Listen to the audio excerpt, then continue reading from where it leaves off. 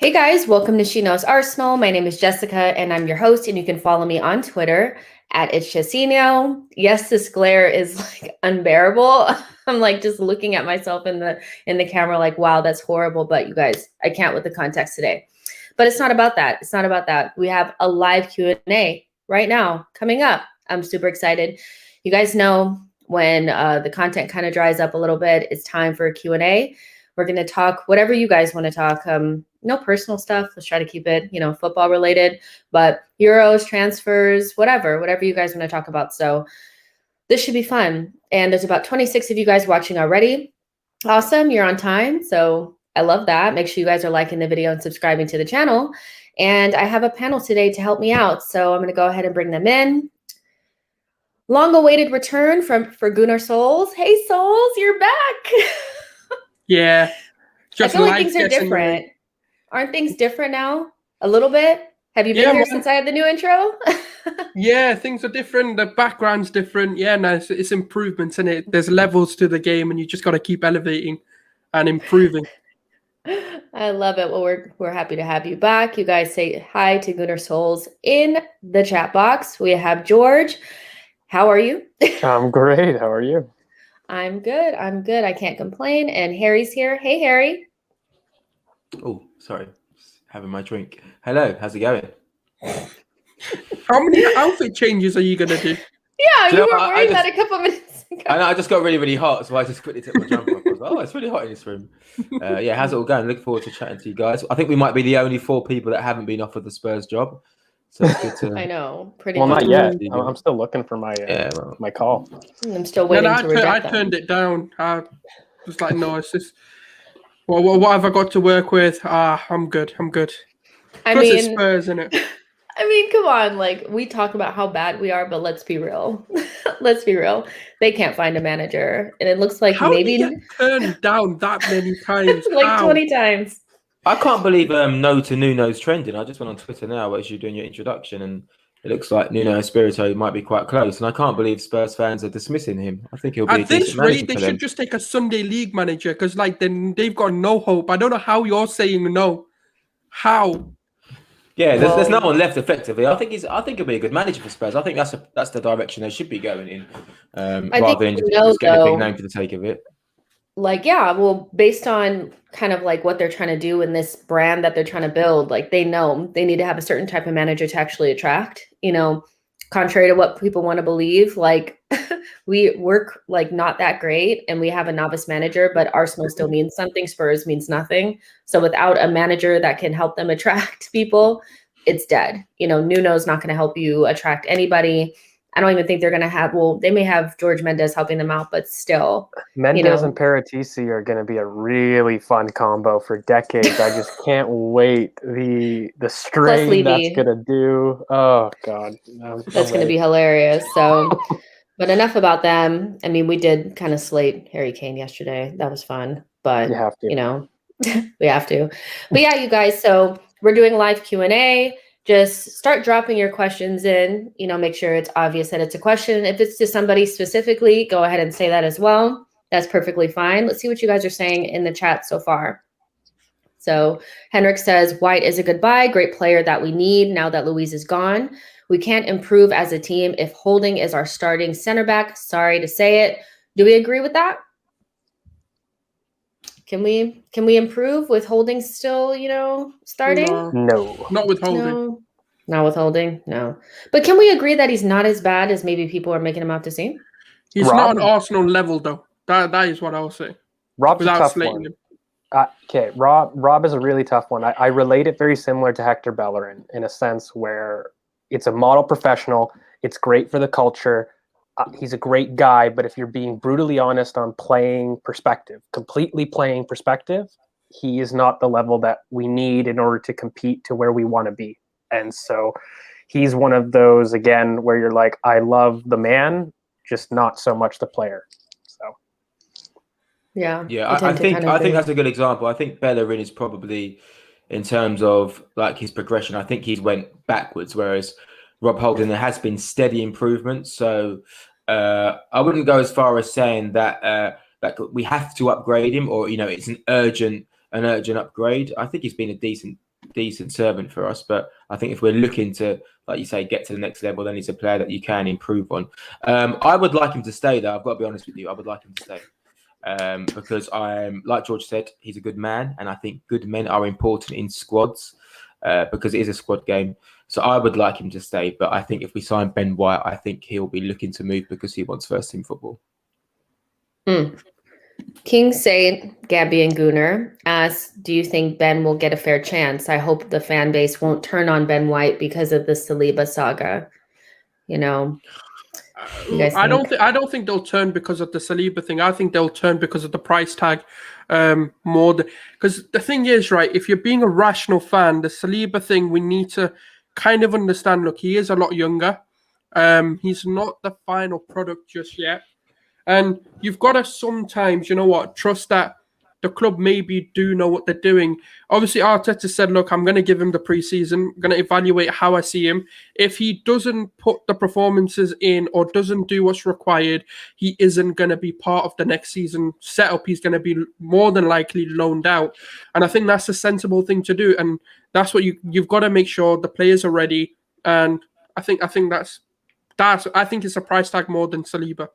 Well, okay, there's so many aspects to this. First, on the price, what I don't understand is Nathan Ake has gone last year from Bournemouth for £40 million, and he didn't have an international cap at the time of signing, okay? That's worth an extra £5 million just on pure price negotiations. So whether you think it's right or not, the precedent has been set, and that's the market. So in terms of the price, I don't understand this overpaying thing, to be honest with you. Comparable precedent from Nathan Ake shows it isn't overpaid. It's fair. No, George, I think it's because we don't do enough in a window. And then when we do spend big money on one player that maybe isn't necessarily needed at the club, that's, I think, why people lose it. Well, that's where I was going. So the thing is, all of your fear and anxiety right now is coming on off the field assumptions of what you may feel that it impacts on our overall budget. It has nothing to do on Ben White, the quality of the player. And this is what, really frustrates me in terms of how we're going to be looking at this transfer, because I don't think he'll get a fair chance. I think we're going to become accountants about this. And we're going to have, a really poor perspective in terms of how he will play. Like when you break it down just logically, what Arsenal are doing first is very clear. They're addressing what happened the worst in our season last summer, right now with Lokonga and Ben White. When injuries happened to Luiz and Partey, we struggled to implement our system. That was completely factual. So what we're doing right now is we're fixing those gaps first before addressing the holes. That's what I see as a clear plan. In terms of Ben White, he's the perfect model Arteta player in terms of our criteria. Again, just going back from the outside perspective, he's versatile, great over 5 or 15 yards. He fits the philosophy of a ball-carrying progressor. He's among the best in the league at ball progression. Like when you break it down in terms of the Saliba thing, which again, I have some stakes in, let's just look at it logically. I've said, does everybody honestly feel that Saliba, with no precedent, no matter how much you love him, is going to be available, no injuries, for 38 games a season in terms of consistency, plus FA Cups and Carabao Cups? Now, if you can show me a logical example, no matter how much I love William Saliba, of that actually happening, like a legit precedent of a 19-year-old doing that for a top 6 club, I'll join hands and I'll poo-poo the Ben White. But even then, there's backup options to understand it. When you look at Ben White potentially as a right back, which we talked about a week ago. When did we do that video, Jess? I think a week and a half ago. Yeah, like a week ago. Okay. The idea that he could be a right back, he's an upgraded Chambers. We've said it then, and that's kind of the case when you look at him right now. In terms of him building in a 3, he's done that for Brighton as a third center back on the right-hand side. And when we transition into midfield and him stepping in, that's the exact role that he's done for many teams, including Leeds, including Brighton. So when you're looking at it from a playing perspective, I see the check marks. When you're looking at it from a price perspective, look, I hate the market, but I'm sorry, like the precedent's there. So it gets a check from me. And then ultimately, that last fear and anxiety comes in, do you believe this affects our overall budget? I say no. If I'm getting a target, again, I don't believe that, what you spend equals priority in terms of the transfer window. What I believe it means is what's the easiest transaction to do and to complete. I don't think it equals the transfer priority in terms of what we see as a window. So I look at it quite differently, but look, I respect what people are thinking about it. I just think if you look at the play, the sole play of the player, you will figure out that this is a very crude and very smart acquisition that I believe will, in the fullness of time, be quite cheap, to be honest with you. Yeah. And the example of Fofana, which I know is probably running through people's heads, a 19-year-old that comes in, and the narrative there is not quite correct and context is not being used. Yes, Fofana comes in and has a good season for Leicester. Let's just talk about Leicester for a second. We're Arsenal and they're Leicester. The expectations are different. Arsenal's defenders, their mistakes last for a lot longer than Leicester's. I don't think you guys can probably even remember the last time a Leicester defender made a mistake. It's because it's here today, gone tomorrow. Arsenal's defenders, they become compilations over and over and over again, and don't think for a second people wouldn't love to see William Saliba fail at Arsenal Football Club. Not only that, they have an environment that's conducive to young players being successful because they had a Johnny Evans either standing next to Fofana or a Soyuncu standing next to Fofana. That's completely different than standing next to Marie or standing next to Gabrielle. It's not the same. They also played in a back 3, which masked a lot of Fofana's mistakes. I watched Fofana play and I thought, wow, good, he's integrating into this team, but he also made mistakes that if Saliba made those at Arsenal, I don't think the fans would be super nice. You know how we are, so I get the idea that maybe he's ready to step in and maybe play some Premier League games for Arsenal Football Club, but to start 38 games in a row, it's a little far-fetched for me. I don't know, but Jim has a good question. He says, it seems Arsenal are rating the lower half of Premier League clubs for players. Besides the ones linked, who else would you like to see them look at, So maybe besides the obvious ones like Bazuma, there's some other ones, that you can think of. Some people have been mentioning like Pereira, is that somebody that you would like to see Arsenal look at? Let's see, who else can we think of? Our boy, Jess, at Southampton. Ibrahima Diallo. Yeah, Ibrahima Diallo. Yeah, for sure. I thought you were going to say James Ward-Prowse there. I got all excited. I mean, James Ward-Prowse. I love a bit of James Ward-Prowse. I love a bit of James Ward-Prowse. I love him. The Arsenal fan base is too snobby for a James Ward-Prowse. Yeah, right? tidy little player, good at set pieces. He'd be a good squad player. I think Dominic Calvert-Lewin is someone who I really, really like. Big fan of him.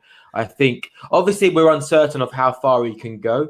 His rise has been quite steady and subtle, so it's not as maybe exciting as maybe someone like Watkins, or even if an Ivan Toney comes in next season and scores 10, 15 goals, that will just feel a little bit more impactful and powerful. But I think Dominic Calvert-Lewin has a lot of the attributes to be a top forward, but we're yet to see it consistently. But I think that's more of a reflection of the Everton team, the Everton setup, employing a manager who doesn't maybe ignite that passion and fire as much as he once used to in Ancelotti. So I think there's a few players, but off the top of my head, James Ward-Prowse, like him. We've got a set-piece coach, but we don't have a set-piece expert, and he would be that. Can play centre mid, can play kind of right of a 3, could even play right midfield if you want to, could probably fit in at right back if you wanted him to. And Dominic Calvert-Lewin, big, strong, handsome, very well dressed centre forward, and I like those things. Yeah, we're kind of limited on our handsome points, I think, these days. Harry's trying to get that handsome level up. But I have enough. Oh no, go ahead. Go ahead, Yeah, Sulz. the one I want is unfortunately injured until January, and that's Ebrieze. Yeah. But yeah, him. I think the other one that I'd like to see at Arsenal is Douglas Luiz. If we're looking at sort of lower level teams, Aston Villa have done well. That's another one. I do like the likes of him. I think next to Partey, he'd be really good because I think he's got attributes of going forward, carrying the ball, but he's also really solid defensively. I mean, McGinn's been a weird one for me because he's such a underrated or under sort of like praised player. He's just such a I don't want to say the word, but he's such a dirty B word. Like he's, like the way he played against like England, like he was just like, we don't have that. We don't have that personality in this team where, someone that just needs to take the game to them when it can get a bit scruffy and rough. And I think McGinn would be a nice just squad player to have just for those kinds of games. Like, for example, if a Watford was, like we've been accused of not having kahunas, for example, like them kind of games would be really good for him. But yeah, no, I like John McGinn. I think John McGinn's a really good player. Really underrated. I think he's got elements of Jack Wilshere to him, that low sense of gravity, the way he drives when he sees the space, drives into it. Really good technically. Once again, it really is, so much of it is about perception, and because he's Scottish, it's weird. Because Kieran Scottish, you feel like, he's a defender, he's strong, he's a resilient left back. But when it becomes about central midfielders, you maybe don't think that they can play football and technically is good. But John McGinn is a great player. And if he was Spanish, if he was Brazilian, if he was French, and his name was a little bit more fancy, the whole noise around him would be so much different. But I think John McGinn's a great player, great shout. There's somebody. Oh, go ahead. Yeah, if you go back to my account, I've been a John McGinn fan for about a year and a half right now. He is like a statistical unicorn. If you actually look at him, and Tifo Football did an unbelievable video on him, I believe, about a year ago. And when you look at the qualities about what he is a totally malleable midfielder signing. You can have him play deep in a pivot. You can have him a little bit more advanced ahead of the ball. You can have him as the most advanced in the play. He can lead a press. He's great over those 5 or 15 yards. He gets goals. He literally impacts every area of the pitch. And he's one of those players that, is a Swiss Army knife. So in terms of, putting him on the bench, and when you have a center mid option, I love players that can do more than one job. And so John McGinn is awesome. Another one, I do love Matthias Pereira, but also Mikel Olise from Reading, who I've also talked about quite a bit in terms of the backup attacking midfielder. He's one of those leggy attacking mids. The only thing is he is quite young, so you might think it might impact, ESR's development in terms of, squad management. But if I'm looking at really cheaper areas in lower half of not just Premier League clubs, but the Championship, he's probably one of my favorite players right now. Ease is really upsetting because, look, his injury, I actually don't think we're ever going to see the Ease that we saw again. That injury is horrific. It's a ruptured Achilles tendon, and it was complete tear, right? It required surgery, and that is just it's horrible when you look at a winger trying to create separation. That's literally the worst injury that you could have. But yeah, I think those are great options. Of course, Thierry Small, I'm going to get him in there. He is my promo, okay? The Everton left back. And that's a fee that we could totally do right now in terms of backup for Tierney. 6 years apart from Tierney, already with the England U19s and already a man. We love that. He's like 6'1". He's got great explosivity. He is an amazing pick for me. He is the pick, the leading candidate for the backup left back position. If I didn't think that he probably wanted to continue to start, I'd probably say I think his name is Rico Henry, the left back from Brentford. I think he's very good. The first time I saw him play, I was like, wow, like he would be a nice, balancer behind Tierney to do something a little bit different. I think he's very good. He's somebody that I would consider, but I'm sure with Brentford coming up, he's somebody that would want to like start, so he would be my choice. Matt G asks, imagine Eddie Nketiah, Ainsley Maitland-Niles, Reece Nelson played for newly promoted Premier League clubs. Do you think Arteta could convince them to join Arsenal? I hope not. Would we want he's struggling to convince Champions League contestant players and Thomas Partey to join us, but I don't know if he could get those championship newly promoted clubs. That's another level, guys. We have to understand where we're at. No, like, yeah, of course he could. That's not an issue really at all. I think one good thing about these three that you mentioned, though, they all have uncertain futures, and maybe like a broader perspective that I can pose to the panel and piggy off this is, how many of these are loan players or decisions that have to be made now? Because they're all homegrown young talents with some different ages. You've got Ainsley Maitland-Niles at your high end at 23. You'd assume that has to have a decision made, while Eddie Nketiah has one more year on his contract. What do we do there? And, Reece Nelson, again, young, struggling player in his development, but do we loan? Do we improve? Like, what's the philosophy from an academy youth? I don't know what's going on Twitch. See a bunch of people from Twitch. Raids, from what I understand, raids are when another channel basically ends their stream. They can send their watchers over to another channel. That's all I know about it. It was weird that it was like it went from 85 to 100 and something like very quickly, and I was like, that's so strange. But I guess now that makes sense. Welcome everybody from Twitch and wherever you guys are coming from. There's 120 of you guys watching right now. Make sure you like the video, subscribe to the channel, and send your questions in. This is just a full-on Q&A. No personal questions, just footballing related stuff, but it doesn't have to be just Arsenal related. So Sean has a question for me. Thank you. Sean's asking, just what about Anthony Robinson as a left back, backup? He has some neck break tackles in him, this guy. Like, there's so many clips of him doing some like really crazy tackles. I think he's a very good player, but I think we've kind of spoken about this in the channel before. Although I think he's quite good. I think he's in a place in his career where if he wants to continue to make the U.S. men's national team, he needs to be starting. And so I don't think he would be at the right place in his career to sit behind Tierney. I just don't think it makes sense. Would I take him? Probably, yeah. But would he want to sit behind Tierney?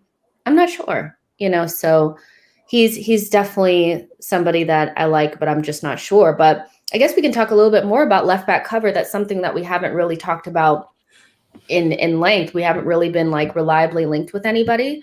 Patrick Van Arnhold, anybody? What are you guys thinking about that? Yeah. I see a mixed opinion here. George says no. Harry says yes. I mean, where do we stand on this? Not for me. I think it's because he's a good low cost option. I think he's Premier League proven. He does fit. Like, the thing is, we've got to understand it's a backup option. We can't be looking at a world class, starter for Barcelona. We can't be looking at, that's the thing. It has to be someone who's willing to be a backup coming in, and that's going to be really difficult to find a really quality one anyway. So I don't know. I think Patrick Van Aanholt just to fill the void for now, and then we can look at maybe like Joe Lopez, for example, from the academy. Hopefully, get him developed up and ready within the next sort of year or two to come in and become a proper backup left back, and then potentially take over. I disagree on Patrick Van Aanholt. I'm ready to start recruiting youngsters that have the drive to want to impact the team. Everybody knows, I just did it a couple minutes ago, Thierry Small is that guy for me. You're looking for a homegrown option. I think there's a couple criteria when you look at backups, right? You look at, you need to have players that, like you said, are willing to be backup, but also challenge for the position. I need to have players that are homegrown, most likely. And, I also want them to have a big enough distance to our starter that it doesn't become a squad management issue. Because unfortunately, Kieran Tierney, while I think the idea that he's injury prone is just ludicrous, but, we do need a backup there, and we need somebody that's going to be able to play. But I've seen the Kolasinac example, right? I think it's not just a matter of getting a backup there. We need to make sure that profile is good. And while I like Patrick Van Aanholt on the ball, I have serious concerns off the ball in terms of his awareness, and I'd rather use that development time on a youngster that I believe can A, make the position his own in the future, but B, also raise value for us going forward. So when you're looking at it, other options that I've seen are, of course, Josh Doig from Hibernia, and from Derby, we have Lee Buchanan, who are both KT profiles. But the issue, again, is I see Thierry Small has that world-class explosivity that those two lack. You know, they're great options. They're in a similar profile, but if you're looking for that world-class separation in the Alphonso Davies mold, that is Thierry Small. Again, he's only 16. He's turning 17 this summer. So when you compare that with Kieran Tierney, who's going to be turning 24, that's an excellent progression plan. And he's hungry. He wants to actually play. And, you know, a big reason why he hasn't signed the contract is he's demanding first-team football, as he should. He's probably England's best left-back prospect right now, kind of throughout the academy and FA. So in terms of doing that, I think that's the cheapest option. It's the best option from a progression standpoint, and also the quality's there. So it hits all the projects. I haven't seen him play, but he doesn't have any PL experience currently, does he? Does he have any PL minutes under his belt? No. No, yeah. So, I mean, if Kieran Tierney is out for the first 10 games of the season because of an injury, are we saying that, you know, a kid with no experience is going to start left back for us in the Premier League?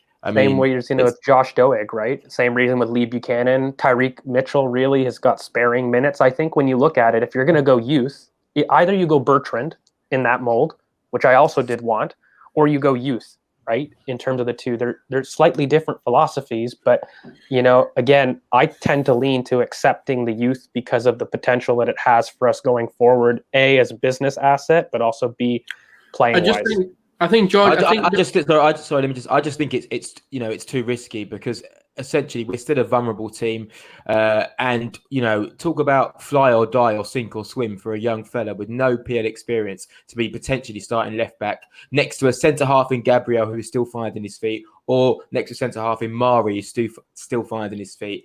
I don't think the two options are, you know, 30 years old or young. I think we can find that middle age, but then obviously we have to make sure if they're 24, 25, they're hungry enough to push Kieran Tierney, but they're also patient enough to understand that they might be number two. I think it's really, really risky.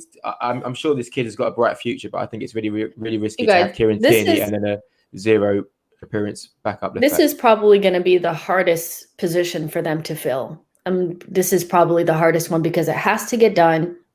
It cannot be someone that we end up tied to for 3 to 4. It can't be another Cedric type scenario where the coach doesn't even trust to play him. We're actually weakening our midfield because we don't want to play the guy that we brought in on a 4-year deal to play in that position. And then you have young players that are not going to want to come in knowing that we don't have Europe. So there's not going to be a lot of games for them to play. So for me, this is something that has to get done, but I'm not quite sure how the club does it without, you know, tying up a lot of resources to somebody who's probably not that motivated, you know, because like Patrick Van Arnhold, I mean, he's not a bad player, you know, that's fine. He's still playing in the Euros for the Netherlands, but I just don't like that type of signing. It's not my thing. Like, I'm like, please, can we find somebody young?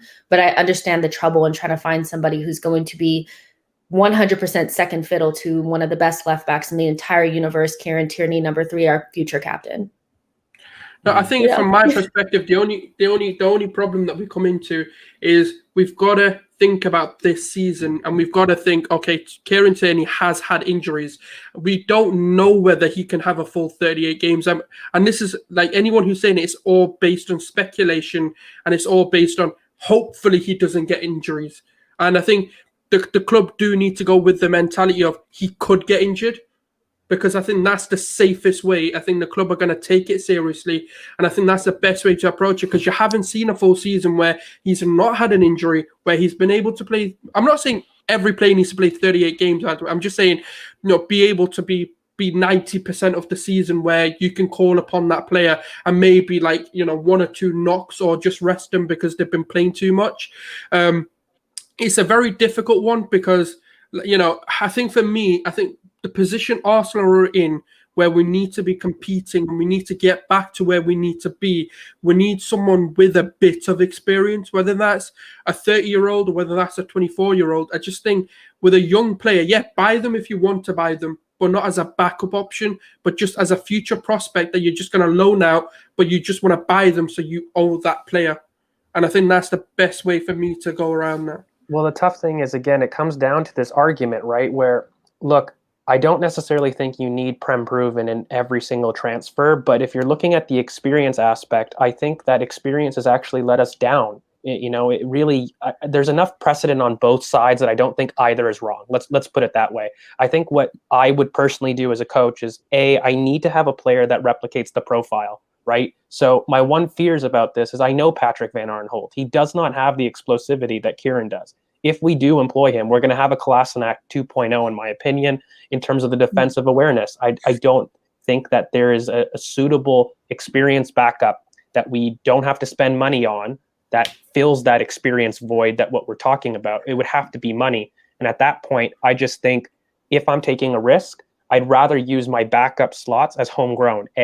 Like that's one of my absolute squad building kind of fundamentals, right? Whether that's backup keeper, center mid, whatever, I would rather that be academy youngsters and have that bleed in through the team. And so for me, I don't feel that Joel Lopez is actually going to make it. I really struggle with his projection. And so I'm not just buying Thierry Small really for the first team, but he's got to fill in that academy youth that's going to come up, because you ideally pair a Patrick Van Arnholt or a Bertrand or one of those experienced with a youth prospect to take over, right? Like that's the idea. You want these experienced to bridge a point where that youth backup has minutes and you can bet it in right. But I don't see an option that's free or under the 5 million kind of pound range that fits that for me right now. Bertrand, again, would have been my choice, but that seems to be off. And I would have actually paired the two, right? Free signings and Bertrand and Thierry Small. That was my plan. That would have been good. That's what they needed to do. I think. In an ideal world, Kieran Tierney's fit for the whole season or for the first 15 games, and someone like Small comes in off the bench, plays 10, 15 minutes here and there, and then you get to start him at an easy home game and you bed him in. But my only concern would be, like I said, is if Tierney somehow is out in the first 10 games or whatever it might be, then straight away we're asking for a kid to step in at left back. And I just feel like, I feel nervous for a young player already. But I'm not saying that he can't do it. Martinelli's come in and done well. Guendouzi came in and done well. It's certainly not impossible. But I think when you're a defender, I feel like it's a really big ask. But that's just my opinion. Jordan Tech has a question. He asks, who do Arsenal build their team around in the upcoming season?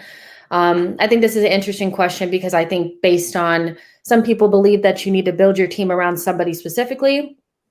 I think you need to build your team around a philosophy, and that's it, like around the philosophy of the club, not around specific players. I think that's where you start to make mistakes. But let's see what you guys think, because I think this is an interesting kind of conversation to have. Do you think we should be building? Because just a year ago, it was we need to be building our team around Aubameyang. He signed the big deal. We need to be able to build around him. Now it's like build the team around Saka and ESR. And I really just feel like build the team around a philosophy. That's the way to go. Harry, what do you think about that? Yeah, I think you say build a team around Saka and ESR because they're almost, the rising stars of this team. And we've seen what Saka can do, especially recently for England. I mean, I'm inclined to say not necessarily build the team around, but get the best out of Thomas Partey, make that work. And I think everything else really, really works for us. I think once we have Thomas Partey absolutely flowing and dominating midfield, I just think we'll see Saka, we'll see more of ESR, we'll see more of a number 10. And we'll also see, hopefully, some goals from Thomas Partey as well. So I would be more inclined to think let's try to replicate what we did with Vieira, which is give him the right midfield partner in Petit or then Gilberto, and let's get everything ticking from midfield, dominate games how we used to. But otherwise, like you say, ESR and Saka, you can certainly build a team around them because hopefully they're going to be with us for the next 10 years, scoring goals every single week. I'm with you, Jess. I'm on a system, I think that's the most reproducible blueprint. I always talk about structure, infrastructure. How do I get these positive indicators? And for me, I think we've become too individual in the last 10 years. If you kind of try to zoom out, I think one of the biggest changes that Arteta has done in terms of the culture, these non-negotiables and all those ether buzzwords that everyone loves, is that we have removed the importance of the individual to sacrifice the benefit of the team. And for me, that's got to be the crux in terms of what we build our future on. So everyone knows I'm an invincible freak. I'm kind of that man that loves my quartet box in the back of just absolute dual monsters and athletes from the center. And I love my attacking in 5 channels. Now, I would ideally always love to kind of base your opinion off of Hale End and, we can build off specific players. But again, I'm with you, Jess, where if we have a system that, and even a criteria where we look at what is an Arteta player, that is perfect in terms of having an ethos that we keep repeating, because I don't think individual names are going to get us back to the top. I think smart moves in the market are how we're going to end up doing this, as we always have done, by the way, as Arsenal. We look at gems and we look at, how can we fit a specific style of play, because we looked at lost causes. I think when we look at some of our most successful transfers, they're from teams that, struggled. Thierry is the absolute poster boy for that point. If people really go back in terms of their history, like, he was a great player, he was, but, in terms of Serie A, he was struggling. And, we brought him in to do a job that was totally revolutionary, of course, but he fit a specific philosophy about what the new Arsenal was going to be from an Arsene Wenger standpoint. You start to follow those transactions, the Vieiras, they all followed a very similar philosophy of dual monsters that, could cover large spaces and were explosive. So for me, I got to do the same thing in terms of my new system. Let's orient in terms of a philosophy and a structure and go from there. You have 60 million to spend. Who is your midfield next year? So this is from Olivier. No. Well, I think he means next season, like this coming season. Yeah, only 60 have million. that? Yeah, that's it. To fix the midfield, and that's it. I'll go first because this is not really that difficult for me, to be honest. So, okay. Here I am thinking about it, and she's like, it's really simple. If all I got is 60 million, I'm throwing, 30 or whatever it's going to cost, 35 to go get Yves Bissouma. It's going to stop playing games. Hey, and then I'm going to take my other 30 and give it to Leon and bring in Husamawa and be done and be freaking done. Play 3 through the middle, play with Awa off the left, Thomas off the right, or Emile Smith-Rowe if we're getting funky with it, and then put Yves Bissouma through the middle. Or I play Husamawa off of the left, put Emile Smith-Rowe in the 10 role, have Bissouma and Thomas Partey in a pivot. Boom, bam, we're done. 4th place, winning the league, whatever, Champions League, all the things, Carabao Cup, Mickey Mouse Cup, all that. Who's next? I'll go because mine's short and sweet. I would offer Granit Xhaka a new contract and a signing on fee of £60 million. Done. That's it. Easy. I mean, next. Jess stole my thunder. I don't know what to say, really. You know what? No, I'm going to go and just change it really slightly and grab Samare from Leicester. No, I'm going to raise the bid because I believe he is a better player. He's my plan A. He always was my plan A. And I'm going to poach him. I don't believe that's done until I see them in the shirt. I have this really faint belief. And so, yeah, I'm getting, Boubakary Samare, who's going for 20. I would even raise the bid, make it 30. He's worth way more. But just get him from Leicester. And, of course, Houssam Aouar with that money has to be the play. So I would get those two for 60 million. Oh, I like the next question. Sulz, do you have something else? I was trying to think of something, but I'm not sure what the market value of some of the players are. So I like Pedri. I think Pedri would be a really good one for the future. So he'd be someone I'd keep an eye on.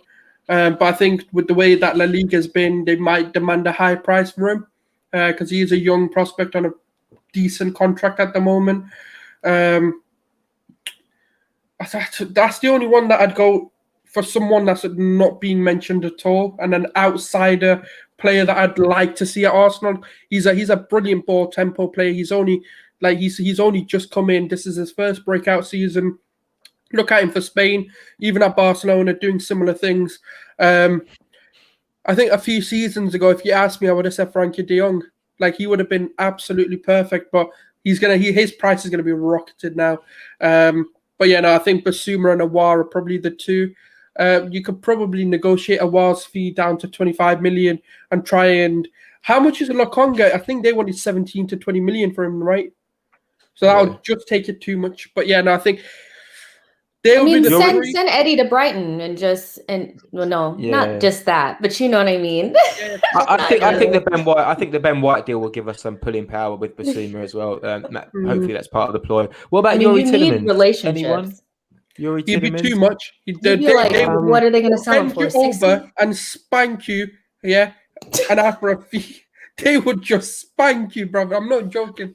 They'd have for like 70, 80 million or something. They really would. Yeah, 60 Oh might my be goodness. too. Yeah. I don't think Tielemans actually fits kind of the idea of what we would go for, really, to be honest with you, because if we're following what our system seems to be looking like, he's one of those malleable players himself, but he's really just a true box to box, and I don't see us doing the twin box to box thing, really. I see us going a pivot, but he is a good player though. So can I say on the Locatelli thing, right? Yeah.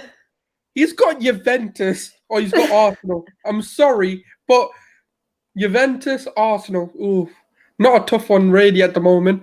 I think for Locatelli, he's going to be thinking of it as an Italian man himself. He's going to think Juventus is the dream. That is the creme de la creme for them. And to get recognized from them is probably more. Well, I mean, Juventus are a very historically successful club, one of the most successful in Europe anyway. And to go and play in that setup with, depending on what happens to Ronaldo, arguably one of the best players of our generation, he's going to want to take that move over a potential project that could work. He does look so good, though, Locatelli. He does look very I would love him, very, but very logically, good. it's a waste of time to even try. Yeah. I'm not as high on him actually as a profile, to be honest with you.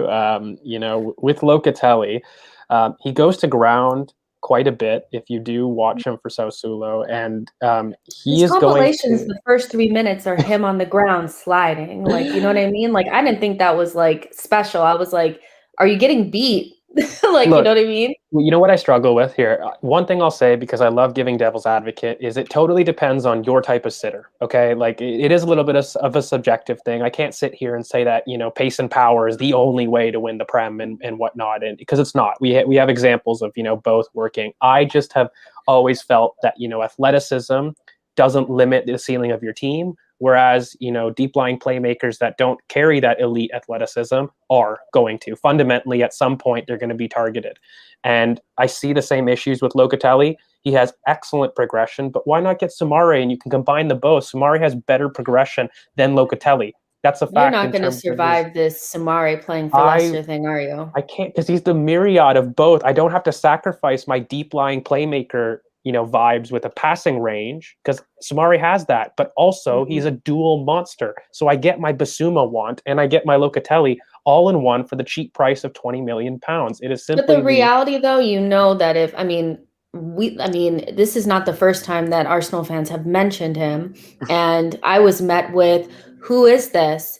He's not good. Oh no!" And then if you buy him for 15 million, oh, he's a little cheap. He must not be good. Like, you know what I mean? It's like... Yes. What's going to happen, right, is Soumare is going to go smash it at Leicester. All these fans are going to be, I've said it for 50 billion years. We should have signed him before I was born. I told you. And it's like, I don't listen to Arsenal fans. I'm not even going to lie. That was so funny. I am not listening to any Arsenal fans. Yeah, they don't know what they're so flip-floppy. It's hilarious. Yeah, for reals. I agree. Matt G, this is a really interesting question. I've seen you've been trying to get this in here, and thank you so much for being here. You come to like most of the streams, and awesome. So Matt says, what's your unpopular opinion? Mine is, I think it would be selfish for Arsenal to sign Grealish. He would spend his peak years dragging us back into top 4. He should be competing for trophies. Now, I'm going to give the guys a chance to think of theirs, but I already have one kind of at the tip of my tongue. I wouldn't spend any amount of money on Jack Grealish, and I wouldn't sell Smith Rowe for any amount of money, because we have Jack Grealish and Smith Rowe, and any Arsenal fan that would sell Smith Rowe to Aston Villa or anybody else is crazy. Sorry, I know we like Jack Grealish, but we have Jack Grealish already. I saw a lot of people trying to rationalize how it would be okay to sell Smith Rowe, the ready-made replacement for Jack Grealish at Aston Villa, to Aston Villa. What's happening? What are we doing? What's going on? If you have Smith Rowe, we don't need to spend the money on Jack Grealish. I wouldn't sell Smith Rowe for 100 million, because if you think Jack Grealish is worth that amount, then just wait a couple of years and let Smith Rowe become the player that he's going to be. So, yeah, this kind of 2-in-1. This is I a don't good really question. have one. I can go. I've got one. So I said this at the beginning of the window, but I believe that, Josh Kroenke and KSC are going to give Arsenal a really big war chest. I really feel that we are here to spend money. We have changed a corner, and I have a lot of positive indicators that I believe that, our budget is a lot bigger than what people have thought. And I think it's just pure evidence on the Ben White issue. I've been saying it for a while, where I believe as a business and as an asset, you need to invest in order to save this, because right now they've been pumping money in for the last couple of years and it's been losing value. And so I really always relate it back to business, and from a pure business perspective, because this is what these people are. Either you let go of an asset, which they clearly have said no matter what we feel about this, they don't believe that they want to let go of that asset. So they're not looking to sell. That means for me that they're looking to invest in order to increase the productivity of that asset. So I've always felt that, KSC are going to give us a huge summer. I actually think it's a lot bigger than even I thought. I always felt that 150 million was going to be our upper range. But when I'm seeing Ben White going for 50 million in the first 2 weeks of the transfer window, I think that speaks volumes. That's probably my unpopular opinion, because I don't think many people believe that that's what we're going to see. But I think I've seen enough in terms of how we're doing our business that that's the way forward. And, I don't know if we'll be doing this long term, but certainly this window, we're going to see an uncharacteristically high spend from Arsenal Football Club, amongst the highest, I think, in the league.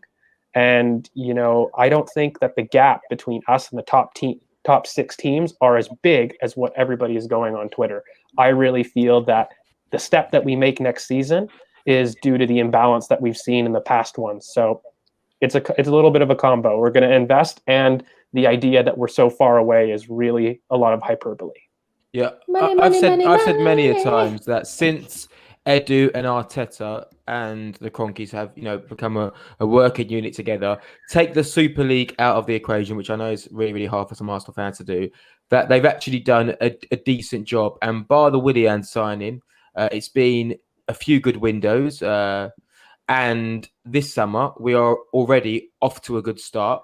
But naturally, I read a lot of tweets saying, like, as if Arsenal would go for this player. Our owners never do this. Our owners never do that. So you're already telling yourself that your mind is made up, and you're not willing to move forward. So my unpopular opinion would be that we as a fan base need to stop living in the past. We need to live in the present. We need to know where we are. We need to realize why we are where we are. And all of the people that wanted all of these managers out, and all of these players that weren't good enough, whether it was Giroud and Walcott and Welbeck and whoever it is, go back as many years as you want.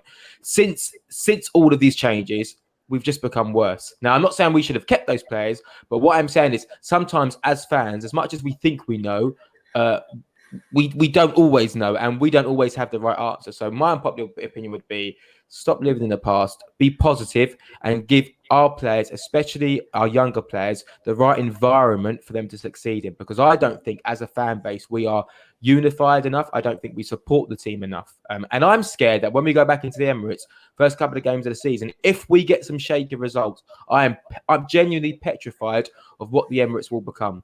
Genuinely, because I don't want to be in that stage when we go 1-0 down at home and all fans have lost all perspective, and they're Arteta out, Kroenke's this, It's just going to become poisonous, and we're going to go round in circles and circles and circles. It's the same as the England job for years. No manager came in and done a decent job at England, really, because it's a poison chalice. It's a really hard environment. Southgate comes in and is doing a better job, but everyone just wants to take the mickey out of Southgate because Sancho's not playing, or because he's got 4 right-backs in a 26-man squad, when whoever you call up as 24th, 25th, 26th man, you're going to have 2 or 3 more players in one position. But you lose perspective, you lose sight of what's important. Very long answer. I don't know what my answer actually is, but on to someone next. Here's a good question from Henrik. Who you got at right back? Is Chambers enough with Cedric as reserve? I think this is a good question, because I haven't seen us reliably linked to any right backs like whatsoever. And then you have Ben White, who could potentially play there. Chambers played well towards the end of the season, but I mean, like, what a nightmare would it be to have White and Chambers playing over there doing basically the same thing? Like, we need something else there, but it doesn't feel like it's a priority at the moment. What do you guys think about the right back situation? Is Chambers good enough to do a job there with set? Okay. No. Straight up, no. Next question. No, I think Chambers is a good backup option or someone that can come in and do a job. I think what people need to understand is what we need in those fullbacks is what Taney is, and we need Taney basically on the right hand side. The way Arteta wants to play is very fullback oriented. It's not. I know a lot of people say, "Oh, he's copying Pep." Well, guess what? Why aren't you going to follow a philosophy that is the most successful since Johan Cruyff introduced it? It's won World Cups, Champions League, trebles, and don't forget that same system is one of the only systems to win 8 trophies in a calendar year, the only club to do it.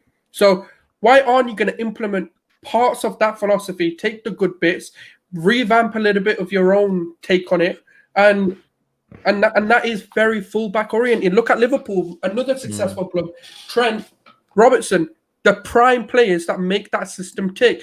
One of them's injured. Guess what? The whole system collapses. I know Jordan Henderson has a big part of the Liverpool team as well, but it's the fullbacks that make things happen. Trent's had a bad season. Liverpool's had a bad season. So there's correlations. Look at, Man City. They spent a lot of money. They spent probably the most amount of money on Fullbacks. On fullbacks, yeah, like Kyle Walker, João Cancelo, and they had Danilo before that. They obviously the only one that I don't know why they're not addressing. It seems like it's a Pep Arteta thing. It's just not addressing left backs. I just think they just don't know about him, or they just don't acknowledge the fact. Oh wait, we've not got a left back. Shit. But yeah, no, I think it is a very important position, and I think once we can kind of look who we get, I'm not sure. I think Aaron's fits for me. Aaron's is a really good profile of player to get in. I know George said, but for me, I do think he's a lot better than people think. Just quickly on Chambers, I think I'm a sucker for a revival story. I'm a sucker for a turnaround. I love to see players. I love to see players who are a little bit maybe seen as average, kind of improve and grow. So look, if Chambers starts right back next season, I'm not going to be terribly sad based on his form towards the end of the season. I agree that it's an area that we should certainly try to upgrade to be elite. But in the same token, like I say, I like just giving a chance to the average guy, and I think Chambers is really underrated. And I think he's come in and done quite well. So if he was our first choice right back next season, I wouldn't be crazy sad. I love the sentiment, but that's what's got us. Yeah, maybe that's what it is. Yeah, maybe that's what it is. Maybe I'm just too nice. I'm just too soft. I'm just a pushover. Look, okay, I've spent the last 6 months trying to educate Arsenal Twitter on Rydal Baku, and I cannot sing his praises more. When you're looking at a player, okay, he just led the assist for the under-21, World Cup or Euros, sorry. And you're looking at a player that can play inverted outside. He doesn't matter. It's literally the perfect profile in terms of what we need as a player. Right, he satisfies my versatility argument. He used to be a right center midfielder. If you do watch in, I think this is a player that is due an explosion. This is a player that is going to be a 60 million pound player in maybe a year or two. I think this is the type of move that you need to target in order to raise the age profile of a squad, replicating Tierney on the profile aspect. I mean, if you want that, then I don't know if Aaron's carries the same explosivity. If you want that kind of fullback in the end, then you have to recruit somebody like a Rydal Baku. I think when we've recruited... Another one is Sergino Dest. Dest is okay, but again, I think that, when you look at Rydal Baku again, he is the complete aspect on both sides. If you want an inverted right back, he's played midfield. He's so ambidextrous. He can do that job. He has recorded the most sprints in the Bundesliga, so it's not an intensity issue. He is absolutely the most intense option on the market. And then when you combine that with the fact that he's even gone up at right wing, he is a little mini Saka. So when I'm looking at it, I cannot look past Rydal Baku because he is on the precipice of a big explosion. Do I think that we actually sign a right back, though, guys? I don't know. It's not just links, but the idea with a Ben White, I said it when we were first linked. I really feel that we've upgraded Chambers in every sense of the word. And while he can totally be an option in terms of versatility at center back, I have this sneaky suspicion we're using him, particularly with how we play when we go with a 3-2-5 in build-up and we transition to a 2-3-5. I see it. He did it for Leeds. He does it for Brighton. I don't know if that's what I would do. Again, I really want Rydal Baku to be purchased. I want to make that clear, but I'm just preparing fans. This is a very big possibility that we see Ben White there, particularly along with Saliba and Gabriel. I see it quite clearly. But I mean, I can see, because sometimes, we see it as like a 4-1-4-1, but sometimes when they show like the Bielsa system, it's actually like a 3-3-3-1. Yep. Like, you know what I mean? So it could easily be Ben White, Saliba, and Gabriel, and then whoever plays right midfield can drop in a little bit to, we're not going to get too tactical here, but sometimes it does look like a 3-3-3-3, all the way up, so that could definitely be it. That could be on the cards. But Robert asked Sulz, you become the new director of football. You can have three footballing decisions. What do you do? Besides hire me as the coach. All right, I can't. You're hiring me, right? Well, I can't now. And you said besides that, so So besides that, yeah, I think the first thing that we need to address is sort of backroom staff. I think we need to get a good scouting network in. We need to get good people. Good. I'd keep, like I said, I've always said this. I would keep Edu, but just tell him, look, South America, that sort of American market, you go deal with that because you seem to be really good at finding talent, finding scouts, deal with that side of the market. I'd bring in an Overmars or a Van der Sar, deal with the European market. And then what I would do is what Arsenal are currently doing, headhunting for scouts that are going to be really crucial to our philosophy and the way we want to play. Then what I would do is revamp the youth system. And what I would do is what Man City are going to be doing, and that is an in-house training academy and education system. And that's going to be a community kind of thing.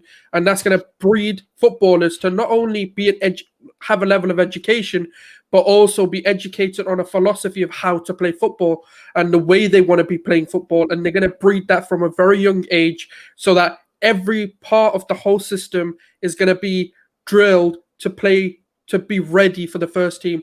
And I think they're the sort of changes I would do. If it's an immediate effect, it would be a future projects, and I would take that sort of La Masia model, the Ajax model, and bring it over to London, really. Perfect. Babashwan asks, question, is Martinelli overrated by our fan base? He's a Liverpool fan. He probably doesn't rate Martinelli as high as we do, but just to let you know, your man Klopp rates Martinelli very highly. So if Klopp, does he know ball or no?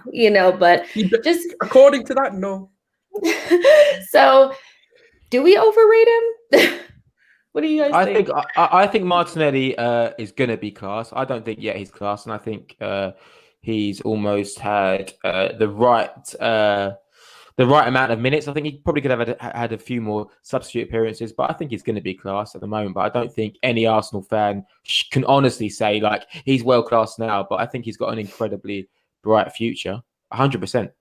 Yeah, you look at every single statistic, Martinelli is a unicorn again in terms of overrating potential. Maybe we do that, but you know what? I would just argue every single fan does. When you look at any of your youngsters who you truly believe in has had a great moment, who hasn't become a starter or a bona fide starter quite yet, we do this as fans. I would maybe agree on the aspect that we maybe overrate our personal homegrown talents or our foreign youngsters that we've bought in, maybe. But on Martinelli, I think that's really the wrong bone to pick. You're literally picking one of the players that's been highlighted not just by Arsenal fans but by Brazil. When you look at how carefully they're treating that situation, right? Like they've highlighted him as a very key fixture for the national team quite early, and it doesn't strike me as coincidence that Martinelli has got the biggest praises from not just Arteta, not just from Arteta fans, but from some legends of the game. Have outside of the club highlighted him for a big future, and I doubt that they're all wrong, even if we might be on occasion. But when you're looking at the specific numbers, they have such a small sample size that you can't extrapolate them. But guys, you can only do what's put in front of you, and I do think that this injury actually kind of masked a lot of what his development was going to go through. I think he was due an explosion prior to the injury, and I think it's kind of glossed people's eyes about his actual potential. So yeah, I think Martinelli is absolutely a dominant force in the future. My answer is one word: Bukayo Saka. All right, I'll explain for people who don't understand what I'm saying. He played one game and shut all the haters up. They were like, why is he in the England squad? Played one game and now everyone wants him to play the next one. So when Martinelli plays, you'll understand why we're rating so highly. I mean, one thing, Arsenal fans, we understand youth. You know, we understand youth products because we've had some of the best youth come through our academies and all that kind of stuff. So one thing we do know is talented youth. I think we're all kind of like in an agreement about Willock and Reece Nelson. Like, one thing Arsenal fans do not blow smoke about is young talent. We know what it looks like because we've had it before, but Don One just wants us to set the record straight. Ben White, yes or no? All right. There you go.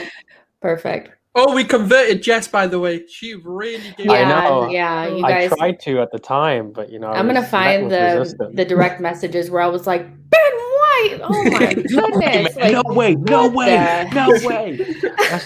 I can't. I also thought we were skint. Let me just say that I also thought we were skint. I immediately saw Saliba's face flash before my eyes, and I thought, "What's gonna happen to my baby?" You've got an unhealthy obsession with Saliba. A very unhealthy obsession with Saliba. Don't say that. We're live. Like, are you serious? People are gonna think. A little bit weird.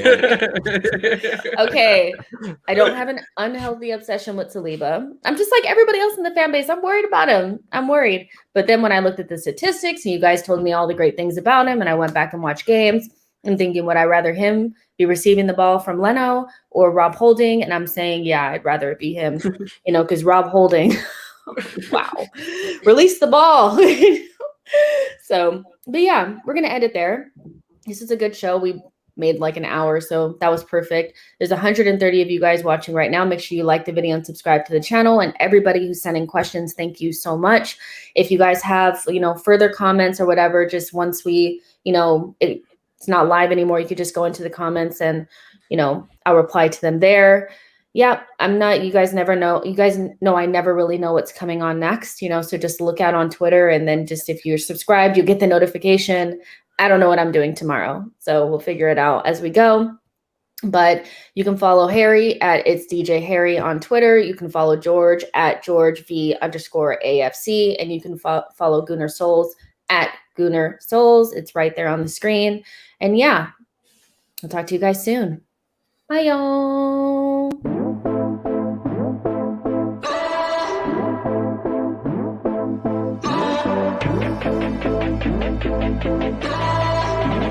Thank you.